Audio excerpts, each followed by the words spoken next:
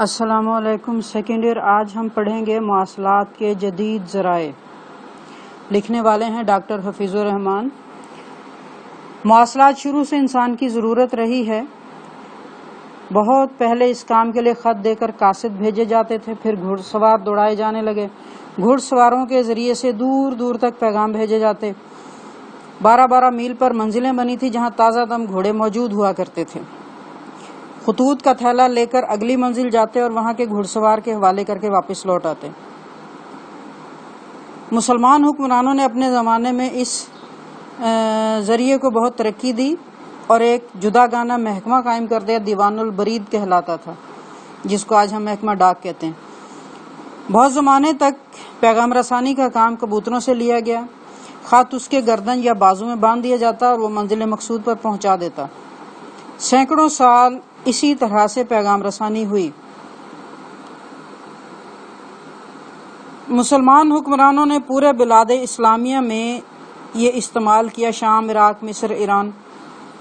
مغل فرما روا جہانگیر نے بھی کبوتر پال رکھے تھے اور یورپ کے حکمرانوں نے بھی اس طریقے کو استعمال کیا۔ جب سائنس کا دور شروع ہوا، دوسرے صوبوں کے ساتھ ساتھ مواصلات میں بھی ترقی ہوئی۔ موٹر اور ریل ایجاد ہو گئی، اس کے ذریعے سے پیغام اور خط بھیجا جانے لگا۔ تو 1838 میں ٹیلی گرافی کا آلہ ایجاد ہوا۔ فنلے مورس نے اسے بنایا۔ 1895 میں وائرلیس وجود میں آ گیا اور فضا میں پائی جانے والی ریڈیوئی لہروں کے ذریعے بغیر کسی تار کے واسطے کے پیغام بھیجے جانے لگے۔ ان کے سفر کی رفتار 1,86,000 میل فی سیکنڈ،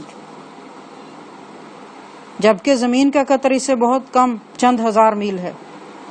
وائرلیس کی ایجاد کا اصول یہ کہ سورج سے نکلنے والے 3 قسم کی لہروں سے ایک قسم برقی مقناطیسی لہریں ہیں جو ریڈیائی لہریں بھی کہلاتی ہیں۔ 2 لہریں روشنی اور حرارت ہیں۔ ان کو سمجھنے کے لیے آپ پانی کی سطح پر اٹھنے والی لہروں کو تصور میں لائیں۔ تالاب میں ڈھیلا پھینکتے ہی پانی میں خلل پیدا ہو جاتا ہے، جس کے چاروں طرف پے در پے لہریں اٹھتی ہیں۔ فضا میں بھی پانی کی لہروں کی طرح ریڈیائی لہریں ہوتی ہیں۔ خاموش فضا میں کسی قسم کی آواز ان لہروں میں تالاب کے پانی کی طرح سے خلل پیدا کر دیتی ہے۔ اس کے رونما ہوتے ہی ریڈیائی لہریں اسے ایک جگہ سے دوسری جگہ پہنچانے کی صلاحیت رکھتی ہیں، چاہے وہ کتنی ہی دور ہو۔ وائرلیس اسی اصول پر کام کرتا ہے۔ فرض کریں ایک سیٹ کراچی میں، دوسرا حیدرآباد میں، دونوں سیٹ کی بناوٹ ایک جیسی ہوگی، ایک ہی اصول پر کام کریں گے۔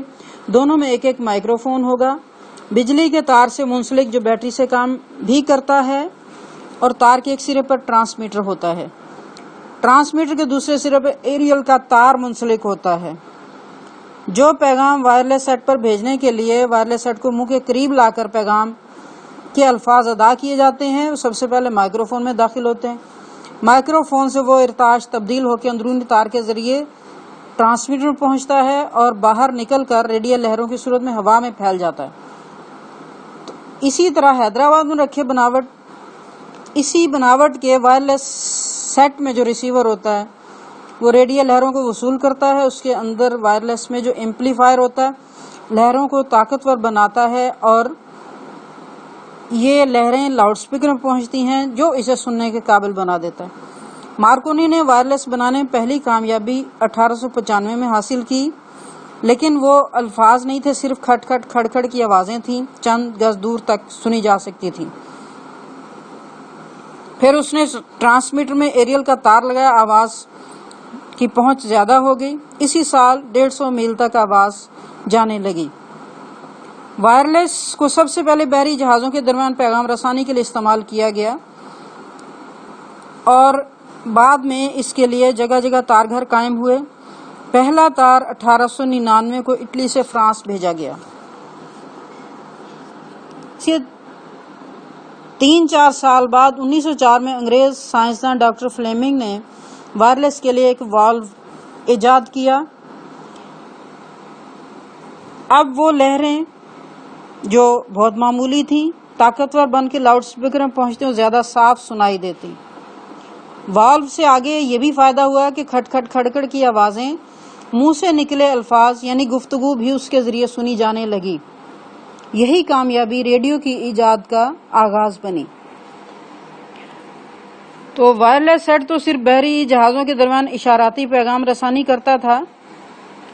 अब देखें, अंग्रेजी हर्फ ए से जेड तक की सब अलग अलग आवाजें मुकर्रर कर ली गईं, और जब पैगाम देना होता हेल्प तो HELP 4 अल्फाज की 4 आवाजें भेजी जाती, और जहां भेजी जाती यकजा करके इसको पढ़ने से उनको समझ आ जाती कि मदद मांगी गई है। रेडियो मार्कोनी की इजाद था, लेकिन रेडियो लहरों को दरियाफ्त करने वाला हर्ट्ज नामी शख्स था, और जिन रेडियो लहरों को उसने दरियाफ्त किया उनके वजूद की पेशीनगोई एक अंग्रेज माहिर तिब्बियत मैक्सवेल ने अपने नजरिए में की थी। तो मुख्तसरन मार्कोनी की इजाद मैक्सवेल के नजरिए हर्ट्ज की दरियाफ्त की मरहून मन्नत है। वाल्व के बाद ज्यादा बेहतर चीज ट्रांजिस्टर इजाद हुई। तो रेडियो स्टेशन में प्रोग्राम करने के वाले की आवाज सबसे पहले माइक्रोफोन में दाखिल होती है, उसके अंदर डायाफ्राम होता है। डायाफ्राम से टकरा कर आवाज इसी किस्म का इरताश पैदा करती है जैसा कान में आवाज पहुंचने पर पर्दे में होता है। तो डायाफ्राम बिजली के तारों में दाखिल होता है, बिजली का तार एम्पलीफायर से मुंसलिक होता है, और ये लहरें सौती इशारे साउंड सिग्नल्स भी कहलाती हैं। और रास्ते में जहां जहां रेडियो होते हैं सौती इशारों को पकड़ लेते हैं, और पकड़ने के लिए रेडियो के अंदर रिसीवर होता है। सौती इशारे रेडियो के वाल्व में दाखिल होकर आवाज बन जाते हैं। ये आवाज कमजोर होती है तो लाउड स्पीकर अंदर नस्ब होता है, वो माइक्रोफोन की तरह का उसमें डायफ्राम होता है, और जदीद रेडियो में वाल्व की जगह ट्रांजिस्टर होता है जिस कारकर्दगी वाल्व से बेहतर होती है। रेडियो की इजाद से बेपनाह फवायद हासिल हुए। हवाई जहाज की आखिरी मंजिल तक एक सड़क बन जाती है। त्यारे की मंजिल जिस सिमत में होती है, परवाज के दौरान रेडियाई लहरें पैदा करने लगता है, और अपनी मंजिल एयरपोर्ट तक पहुंचने के लिए उसको राहबरी मिलती है। हवाई जहाजों में लगे रडार में रेडियो लहरें ही होती हैं जो काम करती हैं। तो मवासलात के लिए रेडियो से भी ज्यादा कारआमद इजाद टेलीविजन की है। इसे जॉन बेयर नामी एक अंग्रेज ने इजाद किया। ये रेडियो के इशारे पर काम करता है। बसरी इशारे यानी वीडियो सिग्नल्स रास्ते में जहां भी टीवी सेट होता है, सौती इशारों के साथ बसरी इशारों को भी वसूल करके रोशनी की लहरों में तब्दील करने के बाद तस्वीर की लहरों में तब्दील करके टीवी की स्क्रीन पर दिखाते हैं। इस पूरे काम के लिए टीवी के अलावा कैमरे की भी जरूरत होती है, और कैमरा टीवी स्टेशन में होता है। टीवी कैमरे में फिल्म की रील या टेप नहीं होती, क्योंकि वो ये वाला काम नहीं करता, बल्कि बरकी लहरों में तब्दील करने का काम करता है। तो बरकी लहरें बिजली के तारों को टीवी स्टेशन से बाहर पहुंचाकर एरियल के जरिए फजा में बसरी इशारों की सूरत में बखेर देता है, और हर टीवी उसको वसूल कर लेता है, ताकतवर बनाता है, फिर रोशनी की लहरों में तब्दील करके तस्वीरी शक्ल में बदल देता है। टेलीफोन रेडियो टीवी से भी ज्यादा पुरानी इजाद है। ये मवासलात का अहम जरिया है। रेडियो टीवी पर 2 बातों में इसको सबकत हासिल है कि इसमें 2 तरफा पैगाम रसानी होती है, निजी जरूरत में भी काम आता है। साबका बरसों में कई तरीकों से इसको बेहतर बनाया गया। पहले ये ऑपरेटर का मोहताज था, लेकिन बाद में डायल लगा के इसे खुद कार बना दिया गया। उसके बाद डायरेक्ट डायलिंग भी आ गई। सिर्फ दूसरे शहर नहीं, दूसरे मुल्कों बरे आज़मों में भी आप एक दफा घुमाकर बात कर सकते हैं। टेलीफोन राब्ता कायम करने के लिए गुज़िश्ता बरसों माइक्रोलिंक्स और मसनूई सयारे काम में लाए गए। टेलीफोन सेट के साथ कार्डलेस सेट का इजाफा भी फोन की सहूलत में अहम इजाफा था। 1984 में मोबाइल फोन इजाद हुआ। इसे कार फोन भी कहा जाता था क्योंकि सफर के दौरान इस्तेमाल हो सकता है। फोन में तब्दीलियां लाने पर काम होता रहा। موجودہ کوششیں دو اصولوں پر مبنی ہیں، ایک یہ کہ پیغام رسانی کے لیے تانبے کی تاروں کے بجائے بصری ریشے استعمال کیے گئے، فائبر آپٹک۔ دوسرا یہ کہ پیغامات کو برقی لہروں میں تبدیل کرنے کی بجائے لیزر شعاع میں تبدیل کر دیا جائے۔ اس کا فائدہ یہ ہوگا کہ ایک ریشہ کئی ہزار فون تاروں کا بدل ہوگا۔ اس وقت دو شہروں کے درمیان ایک تار پر صرف 2 آدمی گفتگو کر سکتے تھے۔ بصری ریشے اور لیزر شعاعوں کے ذریعے تار پر جدا جدا نمبروں پر کئی ہزار لوگ بیک وقت گفتگو کر سکتے ہیں۔ یہ 1960 کی ایجاد ہے، بال سے بھی باریک مگر مضبوط ہوتا ہے۔ کمپیوٹر بظاہر حساب کتاب کی مشین ہے لیکن مواصلاتی مشین بھی ہے۔ یہ مشین وائرلیس آلات کی توسیع ہے۔ اس میں بھی برقی لہروں میں پیغامات تبدیل کیے جاتے ہیں۔ کمپیوٹر کے کام کا اصول یہ ہے کہ کمپیوٹر سے پوچھا جانے والا سوال حاصل کرنے کے لیے کمپیوٹر کے ایک حصے ان پٹ میں تحریری شکل میں ڈالا جاتا ہے۔ ان پٹ میں داخل ہونے کے بعد وہ سوال بجلی کی لہروں میں بدل جاتا ہے۔ لہروں کی صورت میں کمپیوٹر کے پروسیسنگ یونٹ میں پہنچتا ہے، وہاں سوراخ دار مقناطیسی فیتے کے ذریعے پہنچتا ہے۔ پروسیسنگ یونٹ میں کئی حصے ہیں، ایک میموری ہے، سوال اس سے پہلے وہاں پہنچتا ہے، میموری اسے پروسیسنگ یونٹ کے حسابی یونٹ میں بھیجتا ہے، پھر وہ کمپیوٹر کے آؤٹ پٹ میں نمودار ہوتا ہے اور مقناطیسی فیتے پر یا مشین کے سکرین پر کاغذ کے ورق پہ حاصل کیا جا سکتا ہے۔ ٹیلی فیکس، جسے مختصراً فیکس بھی کہا جاتا ہے، مواصلات کا وہ نظام ہے جو کسی بھیجنے والے کو پیغام کی فوٹو کاپی یعنی ہو بہو چند منٹوں میں ایک جگہ سے دوسری جگہ پہنچائی جاتی ہے۔ اس مشین کو ٹیلی پرنٹر یا ٹیلی گرام پر فوقیت حاصل ہے کیونکہ یہ جوں کا توں بغیر تبدیلی کے پہنچتا ہے۔ اس کا فائدہ یہ بھی ہے کہ خط پانے والا تحریر کو پہچانتا ہے تو حتمی رائے قائم کر سکتا ہے یہ اصلی ہے یا نقلی۔ ٹیلی فیکس کی مشین جسامت میں فوٹو کاپی مشین کے برابر ہوتی ہے۔ یہ اس پیغام رسانی کے لیے 2 مشینیں چاہیے، ایک بھیجنے والے کے پاس، دوسرا وصول کرنے والے کے پاس۔ وہ مشین کا نمبر ملاتا ہے اور خط آہستہ آہستہ مشین کے اندر داخل ہو جاتا ہے۔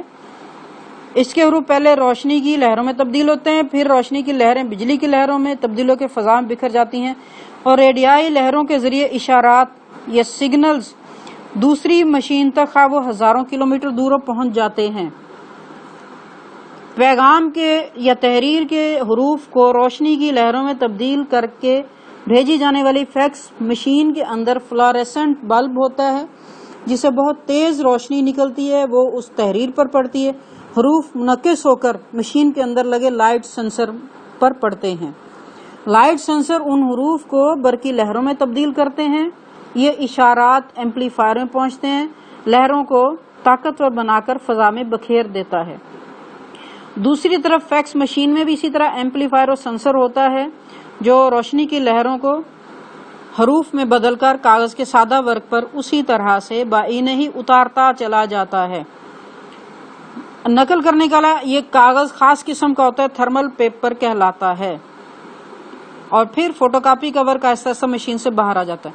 مواصلات کے مذکورہ بالا جدید ذرائع کا مطالعہ کرنے کے بعد آپ کو اندازہ ہوگا پہلے زمانے میں بھیجنے والے کا پیغام کبھی صرف تحریر کی صورت میں یا قاصد کی زبانی پہنچا کرتا تھا، مگر جدید زمانے میں اب وہ ان دونوں طریقوں کے علاوہ خود اپنی زبان اور اپنی تحریر میں بھی پہنچنے لگا ہے۔ علاوہ ازیں پہلے ان کاموں میں وقت لگتا تھا مگر اب وقت بالکل نہیں لگتا۔